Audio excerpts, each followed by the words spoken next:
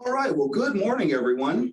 This is Jomo Stewart with the closest we've had to an old-time Energy for All Alaska Task Force meeting in a long time. We have with us today guests from FelixGold here to provide a presentation regarding their exploration activities and exploration generally and mineral characterization around our community. As everyone knows, our town started as a mining town. And that history continues. It's actually built on every day here in our local area. But let's see. So again, just for the record, it is November 9th, 2021, just after 8 a.m. And we'll go and get started. Just as a reminder to everybody, the chat line is open. You may use it. However, certainly Rick is an old hand. And I believe Dave is fairly familiar with interacting with crowds too. So just know that if you have a question, you can also feel free to just take yourself off mute and fire away. All right, so with that out of the way, let me start the screen share.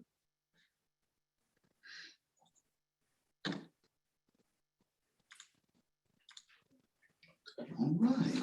Well, sir. Thank you very much. I appreciate it. Good morning, everyone. Dave Larimer, Vice President of Exploration for FelixGold here in Fairbanks. Excuse me. If I may, I just want to start off with a quick safety share.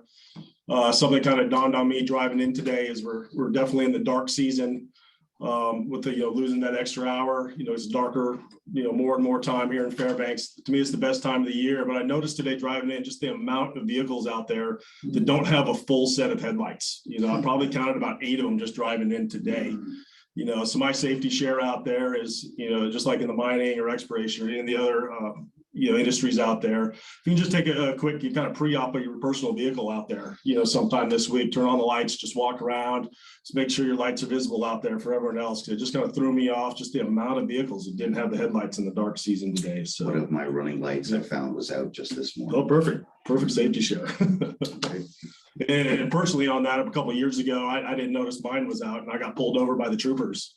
I was lucky, lucky enough that it was right by a coffee shop and he decided he just wanted some coffee and gave me a warning out there. So the troopers are watching for that as well. So that's my safety share for the day. Just wanted to share it with everyone out there. So I appreciate it.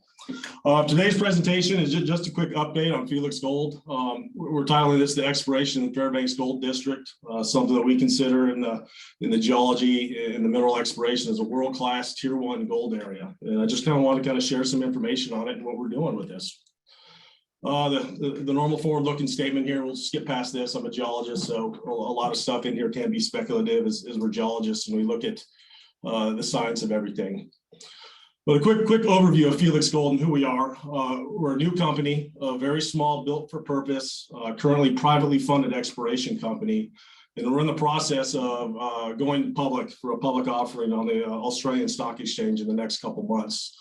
We are an offshoot of a parent company called the Mine Discovery Fund out of Alaska. And it's really interesting that the Mine Discovery Fund out of Alaska is some really well-known geologists, industry experts in Australia that came together to start a COVID. And in Australia, they've been locked down extremely tight for the past almost 2 years now.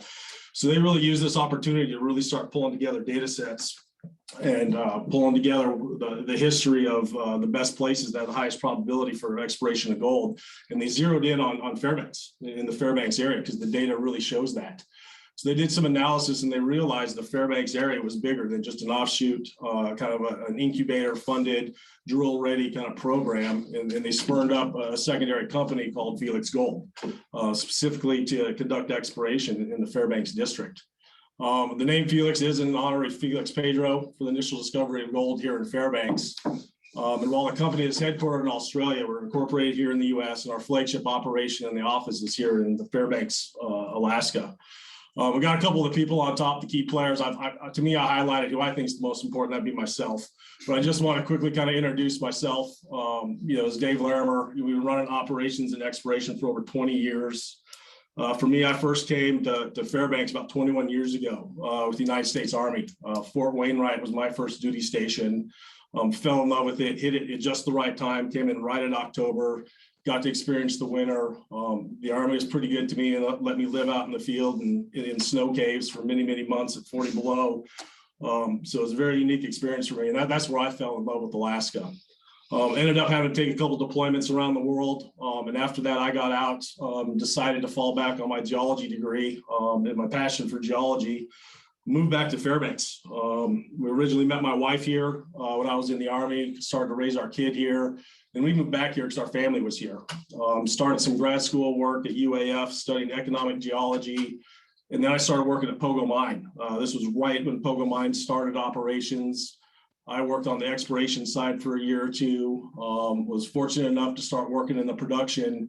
And then over a 10-year period there, we had some great discoveries, and we were able to be the chief geologist out of Pogo for both the exploration and production for the last 5 years there. So it was very fascinating, a great time. And after 10 years of looking at the same rocks, you start to yearn for something more. I had a great opportunity with our relationships back with Tech. And they said, hey, you can kind of run all the Red Dog operations and the exploration. So they actually moved me to Vancouver, unfortunately, which was a nice city, but I spent 7 months out of the year back up in Red Dog doing all the MineX regional, working on Anarock exploration project.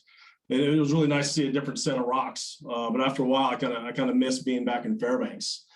So we got a call for this job, an opening to run this company here in Fairbanks. And I jumped on it to come back home and come back to the geology that I know and I love and back in Fairbanks. So we're running the company here out of Fairbanks. We are run and staffed here locally, working with our partners, Millrock. Got a lot of great guys, Miles and Ryan, who are Fairbanks locals. They're my project geos that help us run the projects and help us understand the geology here. So that's the quick overview of Felix Gold. I just want to take a quick kind of overview of why the Fairbanks area is so important. And as a geologist, you know, I can tend to get down into the details. I've structured this presentation not to be 100% geology. So if I start to get down in the weeds, please let me know. But we want to focus first on what we call the Tintina Gold Belt. We can see Fairbanks is right in the heart of the Tintina Gold Belt. Everything in yellow is what we consider this gold belt. And it's just like similar geology. It has like mineralization. It all kind of comes together. You can see that this is definitely a world-class district. There's multiple, 10 million ounce gold deposits and more coming in this area. We just highlighted, as we all know, Fort Knox right in the Fairbanks area. Donnelly Creek's another one that's starting to make a lot of headway here in the future. Pogo, our old stomping grounds. And then, of course, Live and Good. And then some of the emerging projects that are coming on is Free Gold's Dolphin Cleary here at Golden Summit or Cleary Summit. Some other ones, the Estelle projects, but it's highly underexplored from the geology exploration side, especially on the US side. You can see once you get to Canada, it's a lot more explored, a little better known, and more deposits are coming along. But the Tintina in the Alaska range or in Alaska is highly underexplored. And this Felix Gold strategy is that we want to delineate what we call tier 1 gold deposits. And there are some definitions here at the bottom where we look at tier 1 as large, long life, low cost mines that can produce over 250,000 ounces a year. And that's the definition. And then for sizes, generally a giant size deposit is anything over 6 million ounces. But this is what we want to find in this area, something that could really sustain itself and sustain the economy.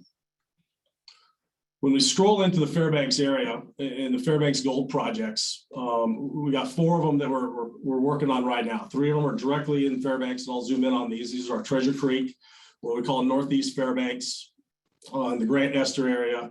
And then the Liberty Bell area is another one that we've optioned in and we're working. And we like these areas because it's very, very fertile geology, but also we have this development center focus. We were looking for this Goldilocks zone near infrastructure, roads, and rails that could support development pathways forward, which is why we're highly interested in this area. Don't mean to divert you, but ballpark, where is Liberty Bell? It's about 115 kilometers down the highway. I think right outside Healy, right down in there. Okay. Right where there's a bridge that crosses over right through there. Yeah. And that's Okay, right really, on the Healy area is good. Yeah. Okay. There's obviously Fairbanks, it's the evidence of gold. There's just a couple quick pictures of the stuff we've seen just from our digging around, working our projects. Vein hosted gold. Fairbanks is very well known for larger, chunky, nuggety gold in the veins in the lode. When these veins come up to the surface and erode away, they get concentrated, and we get the evidence of the placer gold in the area. Fairbanks, when you start accounting for the Fairbanks area, it's a little over 16 million ounces that has been produced out of the Fairbanks district in the history. About 8 million through placer, plus or minus, because you never know what some of the old timers were really accounting for back in the day. And then of course the another 8, almost 10 million with Fort Knox and True North and the production that's been going on in the load centers. So very fertile, but still a lot of areas to look at. Quick kind of overview of the Felix tenure. In blue are the areas we've been able to consolidate together through our option agreements and our target areas for exploration. The Grant-Ester area, Treasure Creek in the northeast Fairbanks area up in the northeast. You can see on here also we've highlighted out where Kinross is at with the Fort Knox and the Gill deposit, which is just starting to go on, the old True North. Then of course Free Gold's exploration area up in Clary Summit up here. And then the background, what's really fascinating, I've also highlighted out in the yellow, the historic placer areas. So you can see these areas where the gold's been eroded off the hills down in, and where the placer operations have really been able to kick off in historic areas. And what we're looking at is how do we trace these placers back up into the hills? You know, how do we trace these through the cover and into the tundra to find those low deposits of gold that still potentially exist up in here? Overall, Felix is the second largest claim area holder for exploration in the Fairbanks area, just right behind Kinross. And we're really excited about these projects and what we can do and what we can find while we push our science and our industry through here. Just want to zoom in on a couple of them. I definitely won't dive down deep into some of the more boring geology, but I just wanted to kind of zoom in on Treasure Creek real here.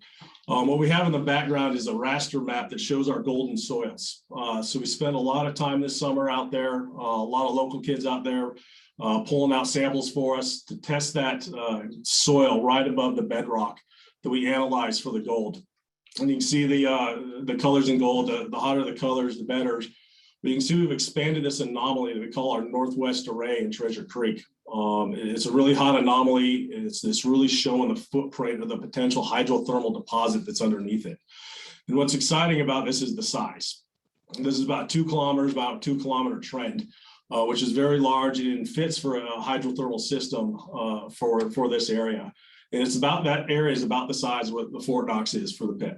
Yeah, that's not saying that that's what we're going to mine, but that's the size of the hydrothermal system that we're vectoring in on this area, which is really, really interesting. Additionally, there's several structures and shears that we're starting to understand. We call this our Stratford corridor and our Eastgate corridor. And the Stratford mine was an antimony mine back in the day that had a little kicks of gold in it.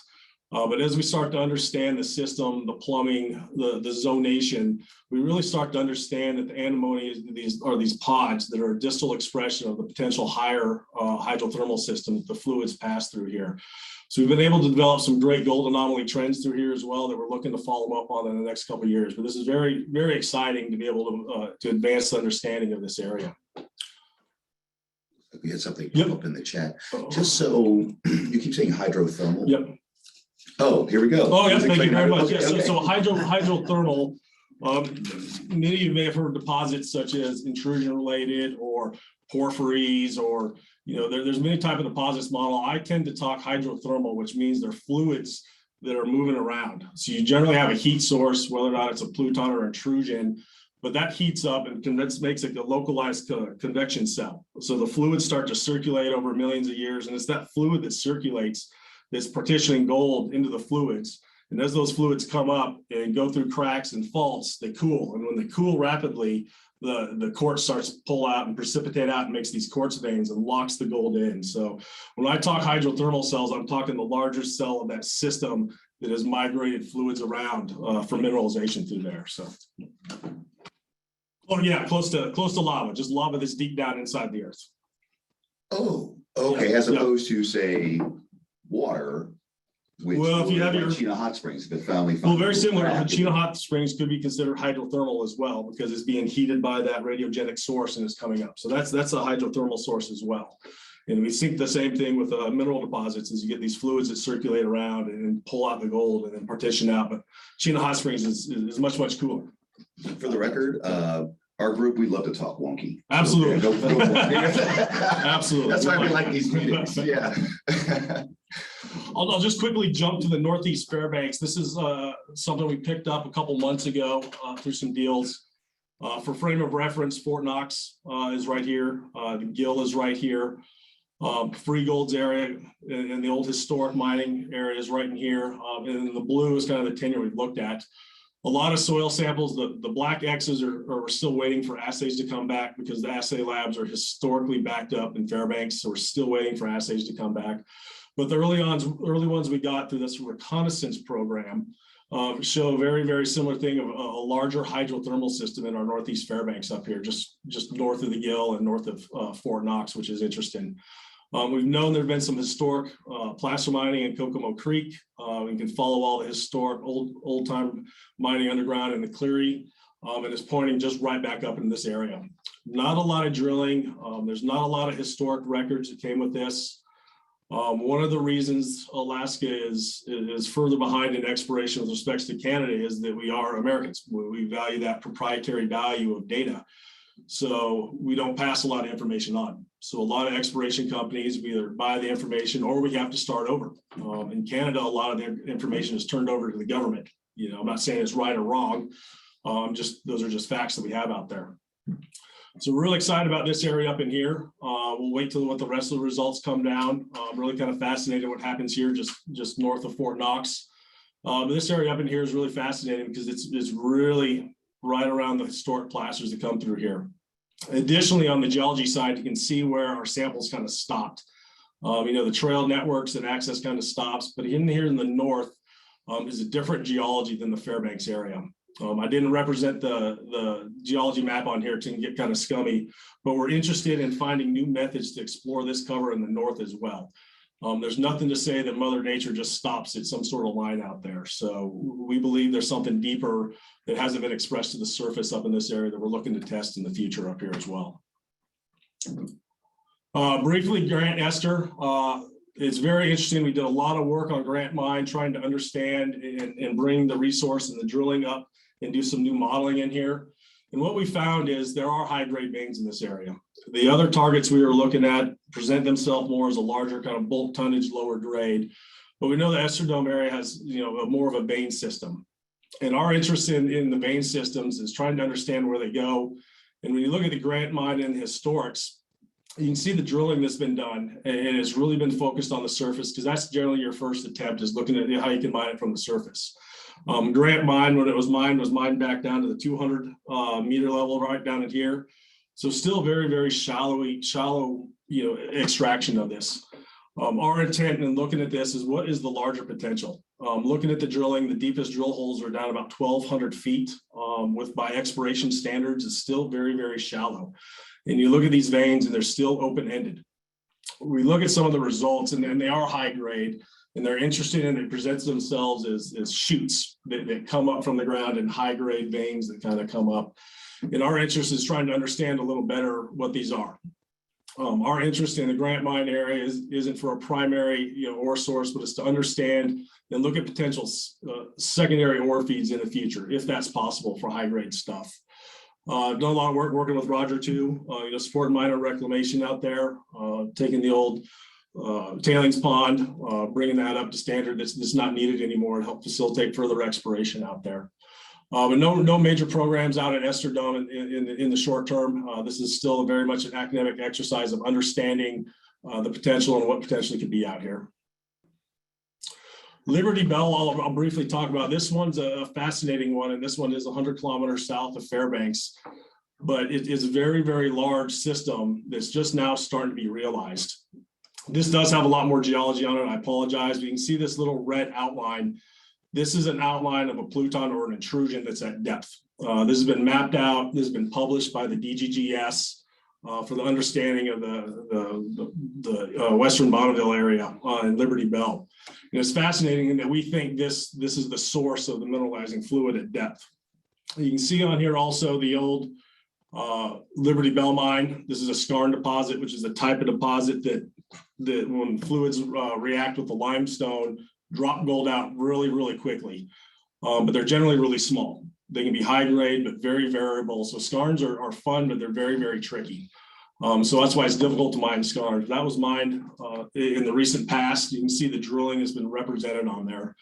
What's also fascinating on here is the gold and soils raster we put back over. So we went through all the historic records, redigitized everything, put them into our programs. And you can see this large 15-kilometer trend of gold in soils, which is fascinating. And it's sitting right above an intrusive. So we're starting to put together a very interesting picture. When we look at the scale of this 15-kilometer trend, you look at Fort Knox, that's about a 2-kilometer trend. You look at the Pogo trend, that was about 8 kilometers, in the surface. Donellan is about a 3 to 5 kilometer geochem trend. And this one's representing itself as a 15-kilometer trend right here, which is very, very interesting. You can see some of the historic drilling. It does come back with some good results, but nothing that's super high grade. When we look at the history, you can see people coming in, trying to find some high grade deposits, tried to find it for a year, didn't find it, and moved on. So our attempt is to take a step back, understand the geology a little better. And one of the fascinating things to look at is you see the little dot ripple patterns all through here. These are what are called tertiary gravels or younger gravels that have been eroded off the Alaska range and have come north and basically just kind of overcover this deposit as those came up north. You can see there's not a lot of gold in those. They represent a cover of about 25 to 30 meters of gravel cover. And you can see there's no testing. Very, very little soils can get through there to get you a geochemical anomaly. So one of the things we're interested in is doing some shallow RAB kind of percussion drilling in this area to get through those gravels and test the bedrock to really find the larger source of this. Is kind of the primary exploration technique we're going to use in the future through here. Well, Liberty Bell is an interesting one. It's a very large area. It still very much fits the infrastructure. We have roads, rail right nearby, towns, and still adjacently proximal to Fairbanks through here. So those are kind of the 4 areas we're looking at, and just kind of a brief kind of overview of work that we did in 2021. Actually, do you mind, sir? Absolutely. We'll just pause one second. Again, are there any questions up to this point? I haven't seen anybody hop on. Okay. Again, just know that from our vantage at this point, we're not necessarily seeing hands raised. So again, if you have a question, please put it in the chat or just unmute yourself and fire away. Yep. Okay. Yeah, thanks. I've got a question for Dave. Yes. Where is the Parks Highway and the railroad in relation to the Liberty Bell area? It's several kilometers off the map. It's right about over here. It's about a several kilometer pathway to get to the tenure, but it's sitting right about here where my mouse is on the map. So to the west. Yep, to the west. That is correct. Thank you. Kind of some quick overview of work in 2021. I talk academic desktop and data review. This is extremely tedious work. You can see some of the desks there. A lot of the data has been extremely historic. Some of the most current stuff we've had is 30 years old, and that's the most current stuff we've had. We've gone back all the way to the records, publications from the USGS from the 30s, all the way back to kind of help build this story up. I kind of tease Roger too once in a while. We got a lot of the drill holes on floppy disks, so we had to find a floppy disk reader to pull some of this data and pull it in, and we were able to georeference it and pull it in. So a lot of academic and desktop reviews. It's a lot of work that we've done looking at historic core. Field reconnaissance is a big one as well.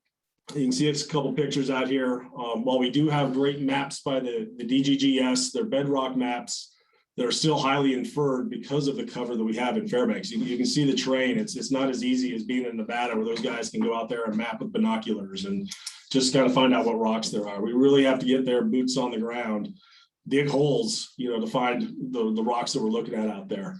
So Dave? Yep, sorry, go ahead.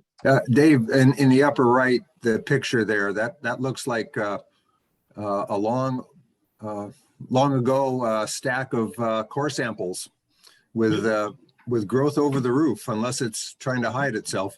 Oh no, that's coming from the Grant mine. We went back out there. We did some re-inventory of the core, looking at re-assaying it. But yeah, we went out there and kind of re-inventoried everything out there. And how can we preserve the core is something we look at going forward as well. But yeah, it's a lot of historic stuff out there. It's kind of fun to look at how this core still holds up over time, and the bears haven't knocked it over. Yeah, that's where I thought it was. Thanks. Yep. Field traverses and mapping, we grab a lot of quartz veins and we can find out there. The quartz float's interesting in that you do see it as it works its way up every once in a while, but it's really about digging down into holes, into pits, and trying to ground truth it out there. Soil sampling campaign. This has been our main method of exploration this year. You can see on the top our hand-powered augers. These are needed to punch down through the tundra.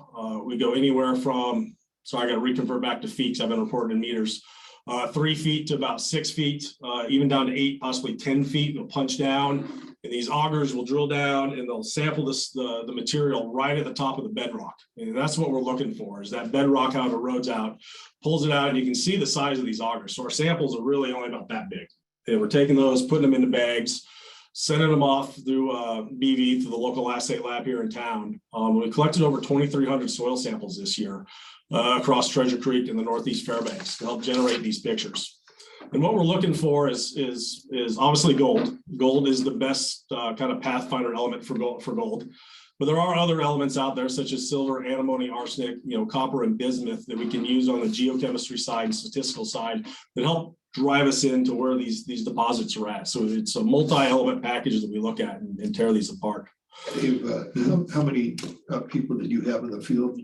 We had about a maximum of 12. It was about 8 to 12 person crews, two-person crews out there for about 2 or 3 months out there every day, snow or shine, or excuse me, rain or shine. I really kind of admire these kids. I remember being young and raining and going out there. And then nowadays I see it raining out there and I was like, I don't want to go out today. But these kids are really motivating when they're smiling out there. We're putting money in their pocket. A lot of them are students. They're working out here, they're learning. So it's really kind of motivating, when I look back on looking at these kids. So it's a smile of my day when they're out there soaking wet, coming back happy, going to bed early and getting up again. We also conducted a small scale geophysical survey. We just completed this about 3 weeks ago. We tried to squeak this in. And of course, that first snowstorm came in. It's a very low impact survey where the geophysical team goes out there, lays down some wires, puts some electrodes in the ground. They charge the ground, they take some readings. They do some black magic, but they kind of give us an interpretation of the underground. And I can show some of these pictures in here. But this was a very, very useful tool for us.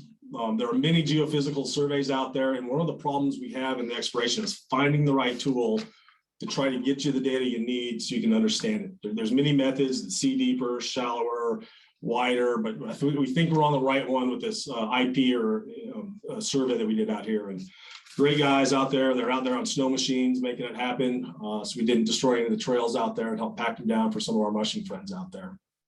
Well, and trying to do all of it in a way that is least impactful, least Absolutely. costly, but also get you the most Data that you need, the most valuable. Yep. The last one we're working on is our social license to operate. This is something we look to obtain and we're seeking from the community. And we just have to do this through our actions, through community engagement, being neighbors, working our plans and our transparency. Some of these examples of this, especially the Treasure Creek area, have been working. There's a lot of trail maintenance in the area. You can see in the bottom, some of the black lines are some of the historic trails out there that we like to use to help get access, but we also want to maintain these trails for everyone else out there. So we spent some money and were able to mulch out some of these trails that overgrew this year to get a little better access. We're supporting the Fairbanks North Star Rural Trail initiatives. Just by happenstance of us being geologists out there with GPSs, we recorded all these trails over and over again. And when we were working with the trails, they realized they didn't have as much data as we had. So we were able to give them this data to say, hey, here's all the trails that we mapped this year. Can you incorporate this? So I think that was a big help, to help understand the trails out there. So to us, this is something important. We want to keep working with the community, because we're out here together, and we want to maintain that access for everyone to use out there. Work in 2022, this is definitely still a work in progress as our data start to trickle in. We start to get a better understanding. But we do have some proposed work out there that we're working to get budgeted up. We're looking to kind of step up our next scale into target delineation is what we call it. This is small scale, shallow. It's either reverse circulation or RAB, which is rotary air blast. These are example rigs that we're looking to get very, very small, something we can track out there out of the way and drill very small holes, about 50 meters to 150 meters depth. What this does is helps us go through the cover, confirm that geochem anomaly, and also start sampling that top 30 meters of bedrock where that mineralization could be, that prime area right there. So we're looking at proposing that in there. Under a target refinement, we're looking at more step out geophysical surveys. I got an example of what geophysical survey looks like. This is a cross section. So this is one of the areas. This is north, this is south, and this is depth. And this survey looks down about 250 meters, down to about this level. And what you can see is the geophysicists give us these really great, pretty maps. You know, what they mean is very, very interpretive, but this is resistivity. So what's really, really hot is highly resistive. What's really, really cold is more conductive.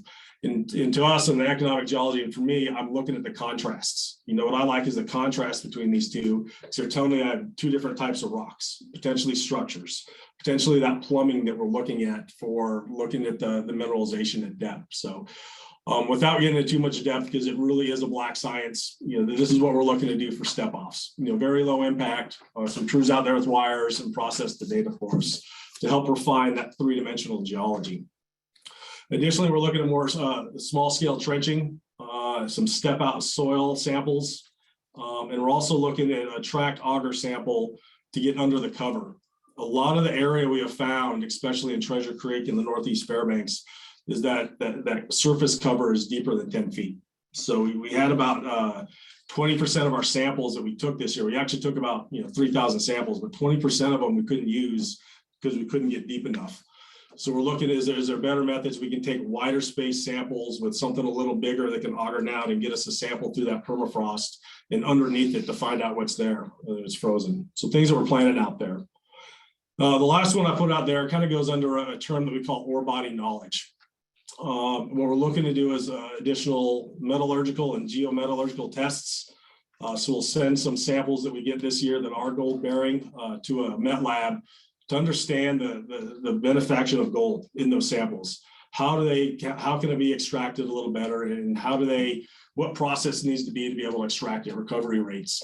And this is something that's a little new for the exploration, but it's important to start front loading some of these samples earlier and earlier on, so we understand what to do with potential ore sources or how they affect any potential mill going forward. So we're going to put some of these samples in here in the future so we understand what's really coming out and what that would look like in the future. What does that mean, step out? Step out is a generic term, means we've kind of tested an area, we understand where the anomaly is. Now we're just going to take a step out to see how much further we can expand it versus I want to test this area over here now. It's just basically literally just stepping out to see how far we can pull it out in a gradual sense. Just briefly, the economic, kind of snapshot. We went through and we looked at all the vendors we use locally. In Felix Gold, we spent about $4 million US in the past 10 months. About 90% of this has all been here in Alaska and Fairbanks.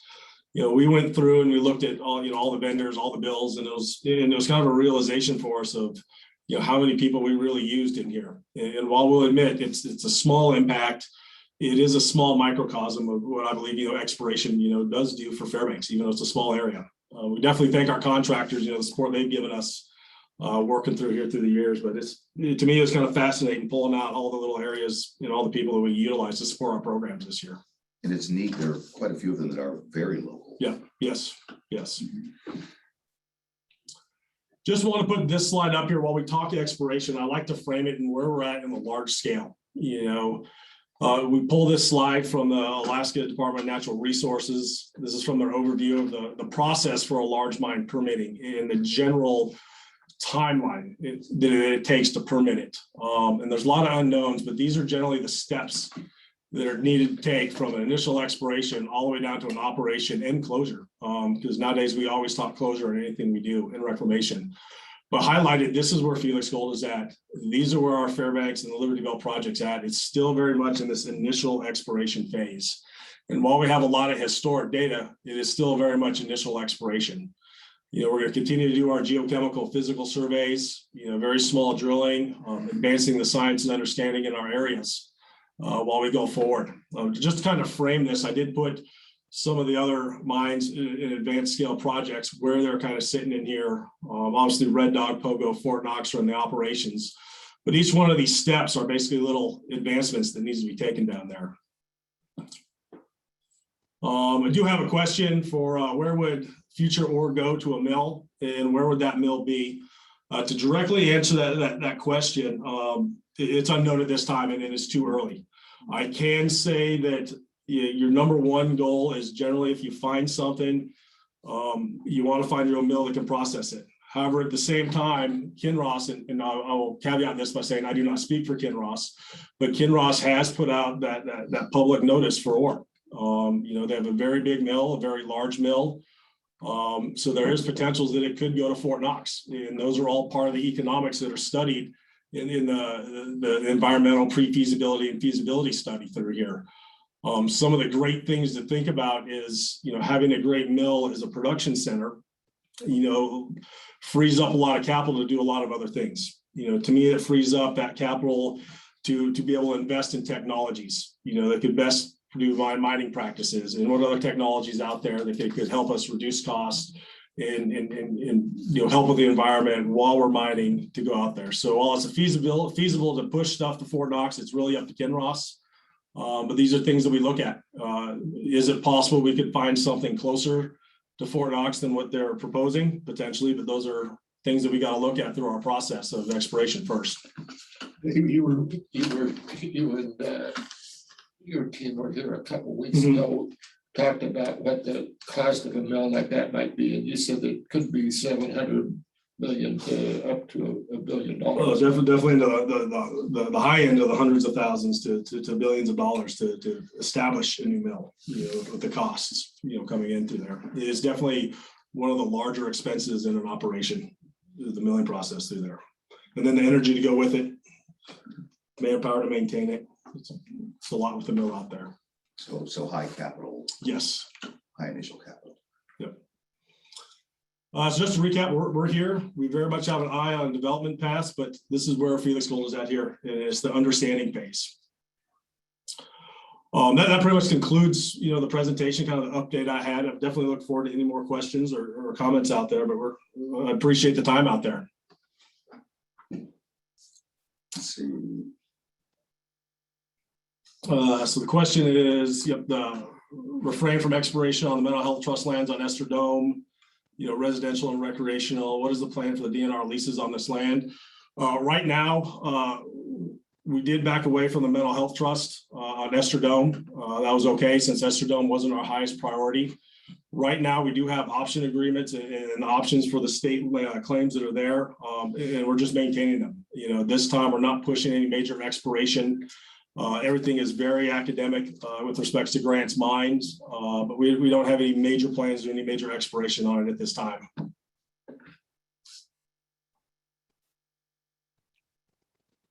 Okay. I have a question for Dave. Yep. When you drill at depth, do you record temperatures?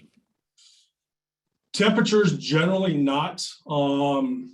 Excuse me, I'll refrain that. In initial exploration, generally we don't record temperatures. I have recorded temperatures in the past of the groundwater, and we have recorded those in other properties in the past, so we can kind of monitor those to understand what the permafrost and the level is through the temperature gradient down there. But generally, your first pass exploration, we do not. The drilling that we're proposing next year is very, very small, shallow. Rotary air blast, and we want to seal those holes back up when we're done. I raise that question because hydrothermal brings to mind geothermal. Yes. And we are the Energy for All Alaska Task Force. And so I'm thinking that you may be able to help us find how to power our electric grid into the future if you're recording temperature where it might provide energy for the community. Yep. Very, very interesting thought. I can definitely commit to yes. I can see what I can do in those. So that's very, very easy to record. I don't know enough about the hydro or the geothermal potential. I'm just not that type of geologist, but I can definitely take a look at it. I'm willing to make some reading into it. That's a very good point. The name for Felix Gold parent company is called Mine Discovery Fund out of Alaska.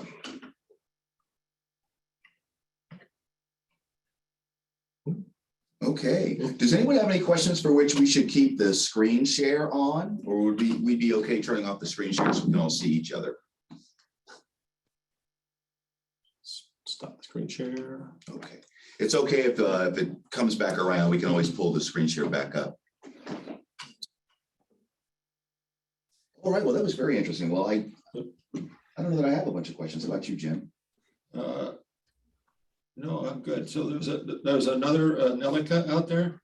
Crazy. How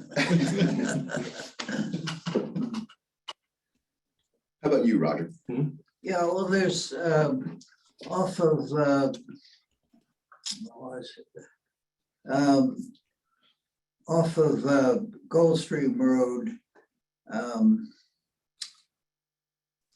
near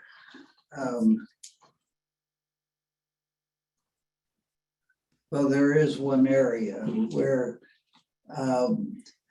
there is some geothermal, but it's you know, the water continues to flow during the cold weather, Yeah. but it's not a big heat source.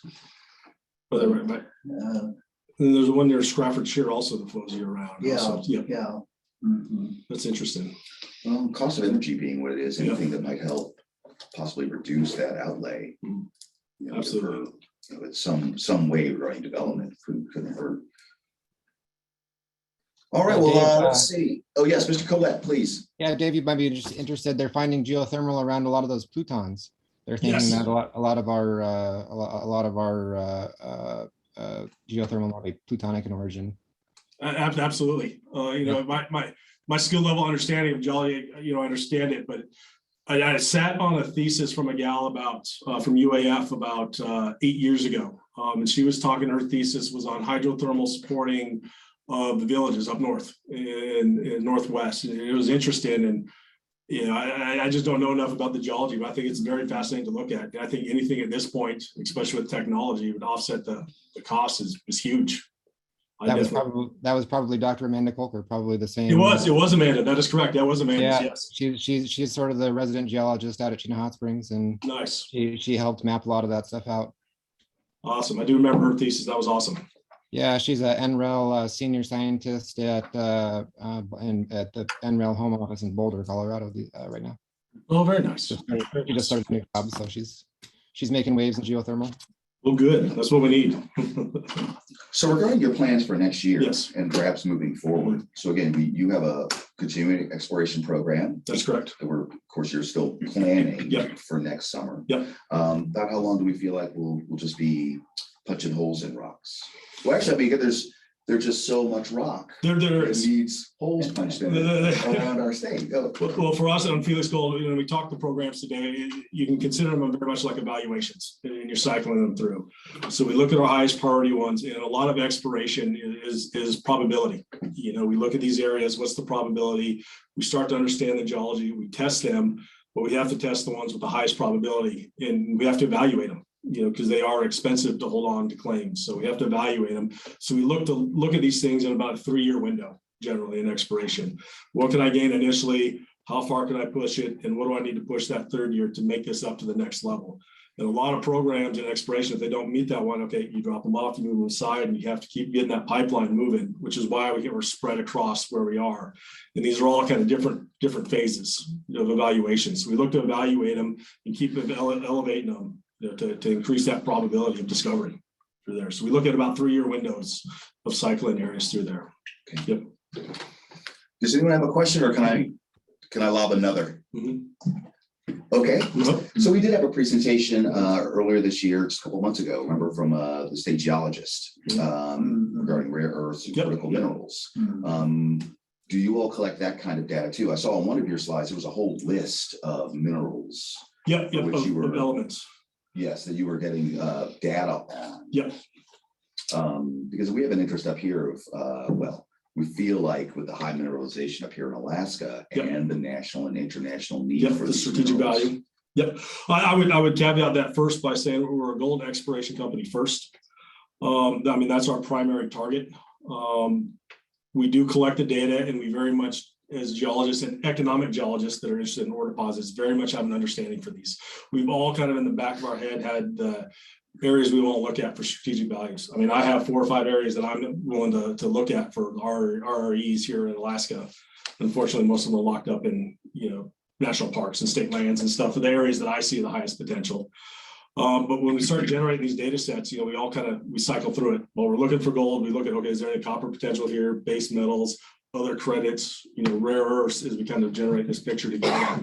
But ore deposits in general are kind of grouped together. It's much like going to a brand new Fred Meyer's down in maybe Seattle, and you're trying to go get beef, and you might not know exactly where it's at, but you kind of know where you're at in the store, because they're all kind of the same. Ore deposits is the same way. We're looking for a Rocky Road ice cream, so we know we need to be in the area of the freezer section to get there, and that's just kind of my take on economic geology. But to directly answer your question, we all, as economic geologists, kind of have our eye on that strategic stuff.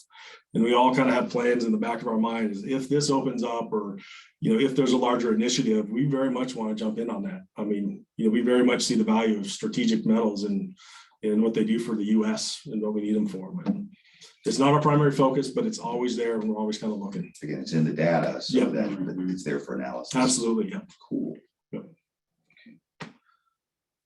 Paul Metz, you know Paul? Yep, we work with Yeah. Paul. Yep. Yeah.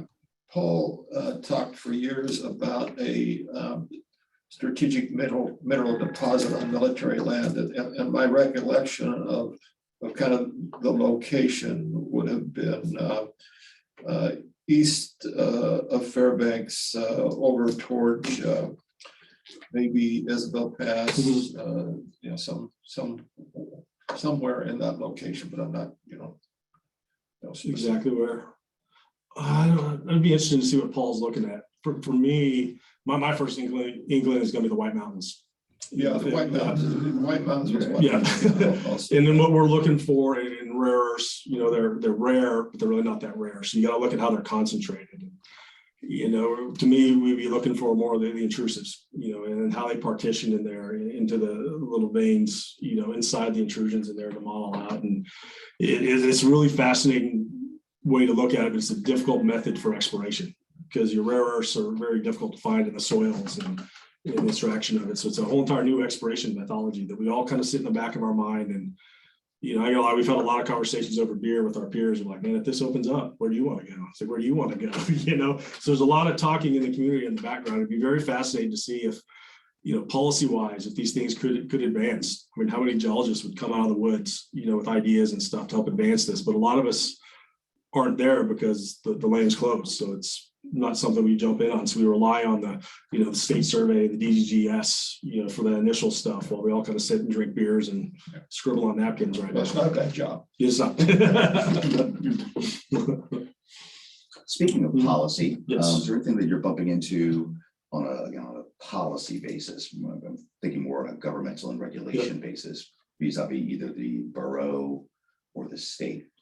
To me, everything is pretty well. Nothing we can't work with those. Obviously for me, and this is more personally, I do worry about some of the federal regulations out there, and potentially the federalization of some lands for Alaska for exploration, not only minerals, but for energy, oil, gas, and all this. But that's just a personal one. Again, I'm a huge Alaskan, and personally, I want to keep the federalities out of our business, but that's me personally. So I do see some federal oversight issues there that worry me, but it's more out of my purview and not reflective on Felix Gold by any means. Yep. But again, nothing at this point. Again, you feel like on a policy basis, and a regulation, local, state, federal. Okay. Yes. If there's ever anything to work on, that's absolutely the kind of thing we'd like to do. Absolutely. Yeah. Okay. In fact, that's one of the things that makes Fairbanks great, isn't it? If you get to use Fort Knox's mill, Kinross's mill, you wouldn't have to apply for a new clean air permit. Isn't that right? Oh, I mean, ideally, yes, that would be a pathway. That is correct. Yeah. So with all of the trucking happening without any kind of supervision under the Clean Air Act, what would be your suggestion for how we could make sure that you don't turn us into a rotting Beijing of fog and haze? Yeah, no, I agree. I don't want my home to be a rotting phase like Beijing. That's not fun. My suggestion now is technologies. I don't have a direct answer for you, honestly, but I like to look at technologies. What has worked in the past? What are other alternatives? I kind of start going down this road because this is my second career, as I mentioned. When I was an officer in the United States Army, our job was to improvise, overcome, situations, and I like to apply the same methodology here. Trucking is very viable, but it's all about getting logistics, something from A to point B. And you have to ask yourself, what else can we do? How do we think outside the box, and what would really work? and what can technology do for us? I briefly mentioned, not that it's this end all be all, but you look at the Bingham pit down there in Utah. They use slusher lines to move ore 12 kilometers from the pit all the way down, slusher lines. You can also use other mentalities. It's all about moving stuff. And to me, at the end of the day, it's logistics, thinking outside the box. Way outside the box was an actual study I was involved in another company looking at lighter than air. And I say this kind of tongue in cheek. Dirigibles. Exactly, dirigibles. But it goes to the fact of looking at technologies. What can we do? What can, is economic to get it there? We got to get something from point A to point B. You got to make money off of it. But what's the best way to do that with, maintaining our environmental policies that we have? So Dave, I'll just jump in right there because we have a little dirigible factory here on Ester Dome. Oh, very nice. We were part of the NASA Green Flight Challenge, Alaska Works Engineering here. But anyhow, yeah, the cost for hauling by dirigible is pretty high right now, about $40 per ton mile, I think. Oh, absolutely. Well, it's good that other people are thinking that. That's awesome. Yeah, I think train is like $2 a ton mile or something like that. Like a barge is like less than $1 or something. So yeah, definitely much more expensive than train. Or have you considered rail? I mean, they were able to do it in the 19th century and no. To me, absolutely. And we do got to frame that where, first Felix Gold, we're explorers. We want to find it out there. Our first intent is not to be miners. But at the same time, that's not saying if we found something great, we couldn't spin that up and run that properly. But with that, I would highly advise anyone to look at every option out there. And it kind of goes back to the potential of, if you have a mill that's reduced cost for you for capital, you can now take that and invest that into other technologies. They could have that transportation factor up there.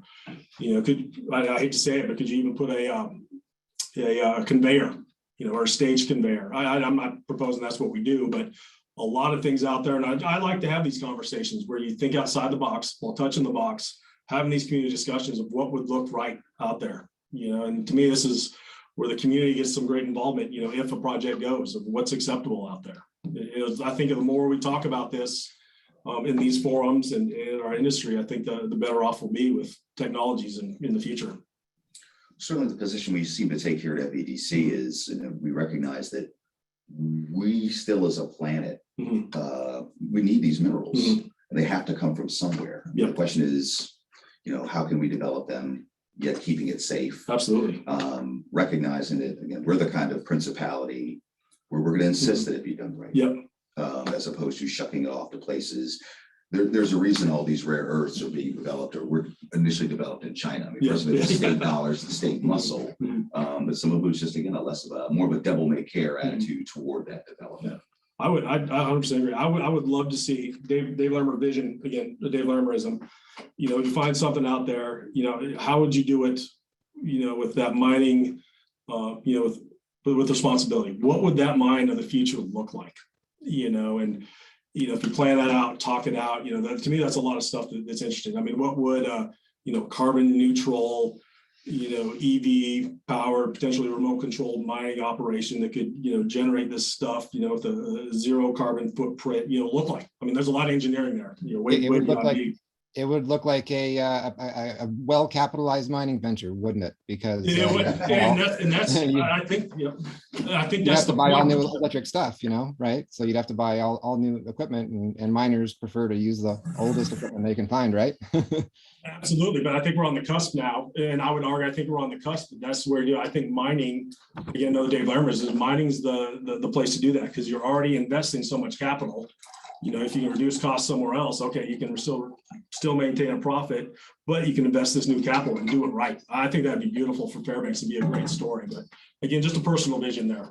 Well, what do you think about Alaska's goal of 50% renewables by 2025 that we set back in the Sarah Palin days? I think we set that goal in like 2006, 2007, something like that.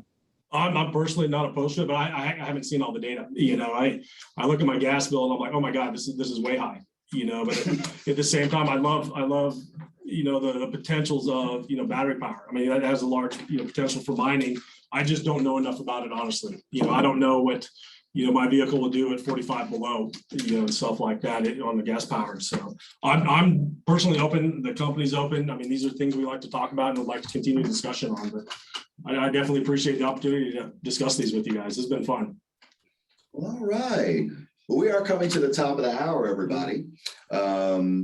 Dave, thank you so much. Well, thank you. Thank you, Felix Gold. Thank you, Mr. Soley, for bringing them by for the introduction. Really appreciate it. We may be roping in Live and Good. I'm always interested to hear what's going on over there at Tower Hills. And it has been a while. And what I want to say, Carl did an excellent presentation a little while back over the Chamber of Natural Resources. Yes. Either way, again, we very much appreciate, we very much appreciate both your exploration efforts, but being, coming out to the community to talk about it and keep us informed. Yep. It's important. We really appreciate it. Thank you. Thanks for everyone. Well, all right, everybody. We are done for today, I believe. We are tentatively scheduled to have maybe some representatives from the Interior Delegation next week to close out before Thanksgiving. Give us maybe a recap regarding the last special session, the extra special last special session, but also I don't know if anybody's been doing it, but semi-monitoring the redistricting discussions that are occurring down in Anchorage, and so they may have some insights. I believe that map, actually that map is supposed to be prepared by tomorrow. Yeah. Is it not? They've got a draft they're done with. So we might be able to get some insights as far as what that officially proposed map will look like, because that will be the one that commands in the next election cycle. All right, everybody, but be that as it may, however it goes, thank you so much for coming. Everybody have a great rest of your week, and we'll see you next week. Thank you.